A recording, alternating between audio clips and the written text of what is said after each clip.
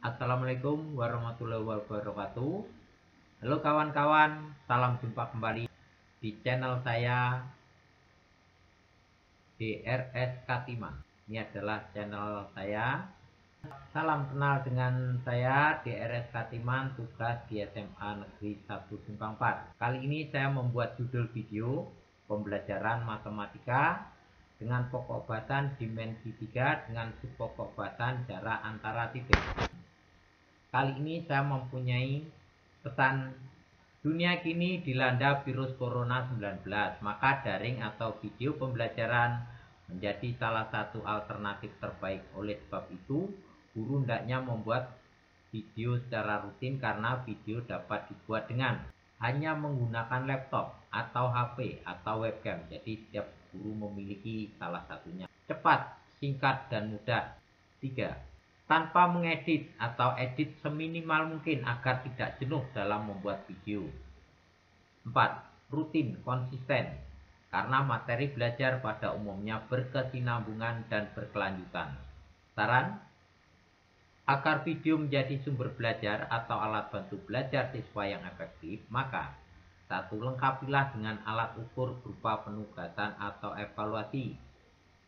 2. Sampaikan hasil belajar siswa atau hasil pengukuran untuk memotivasi dan merancang belajar siswa. 3. Upload dan minta subscribe agar selalu mendapat informasi video berikutnya.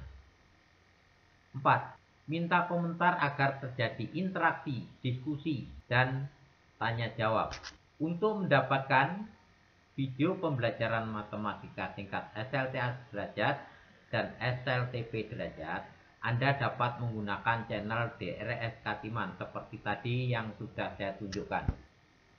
Sesuai dengan judul yang kami buat, merdeka.com, pengertian bangun ruang menurut para ahli adalah sebuah benda yang diklarifikasikan dalam ilmu matematika, memiliki volume, isi, dan memiliki 3 komponen penyusun berupa sisi, rusuk, dan titik sudut. Bangun ruang juga disebut sebagai bangun 3 dimensi. Ini adalah contoh-contoh gambar bangun ruang. Bangun ruang banyak kita temui di alam di sekitar kita. Kali ini adalah contoh bangun ruang berbentuk balok. Ini adalah contoh bangun ruang berbentuk tabung dan lain sebagainya. Kali ini saya akan membuat contoh atau penyelesaian bagaimana menyelesaikan balok. Nah, untuk menghitung jarak antara titik sudut dengan titik sudut yang lain pada suatu balok, dari benda nyata ini kita harus mengubah dulu. 1. Diubah dalam gambar abstrak. Yang kedua, harus diubah dalam gambar simbol. Kemudian ditentukan perhitungannya secara matematis. Tadi sudah saya jelaskan, kalau mau menghitung benda nyata, maka langkah yang pertama kita lakukan adalah membuat gambar abstrak. Bagaimana cara membuat gambar abstrak? Cara membuat gambar abstrak dari benda nyata ke gambar abstrak, maka kita dapat melakukan dengan cara pemotretan. Benda nyata tersebut kita potret.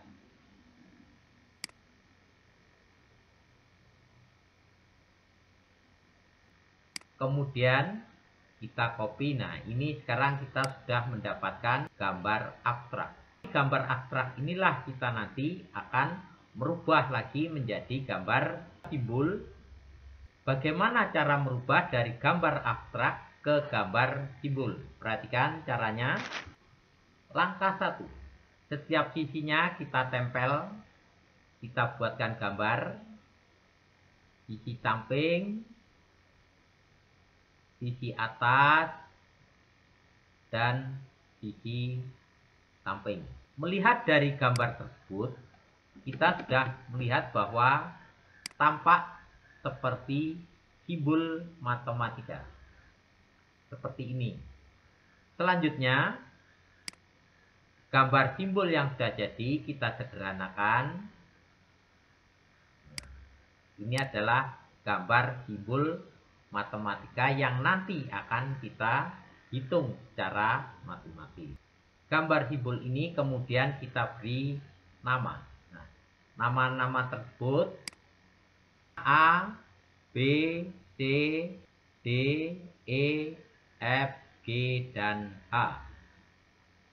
Setelah kita beri nama, kita beri ukurannya.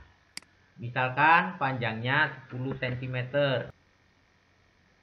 lebarnya 5 cm, dan tingginya 5 cm. Sekarang coba perhatikan. Antara gambar simbol dengan benda nyata terdapat perbedaan yang jelas. Kalau pada benda nyata, bentuknya adalah 4 persegi panjang.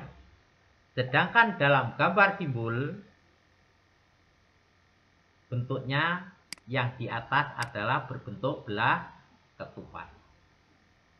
Dalam perhitungan matematika, gambar belah ketupat itu tetap harus kita hitung dengan sesuai aslinya, yaitu gambar 4 persegi panjang. Jadi belah ketupat ini gambar sebenarnya adalah 4 persegi panjang.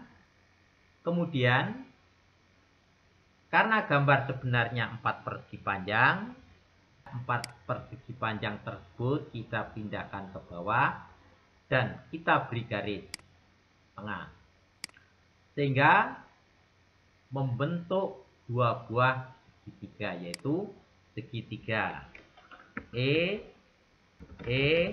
F, G, dan H.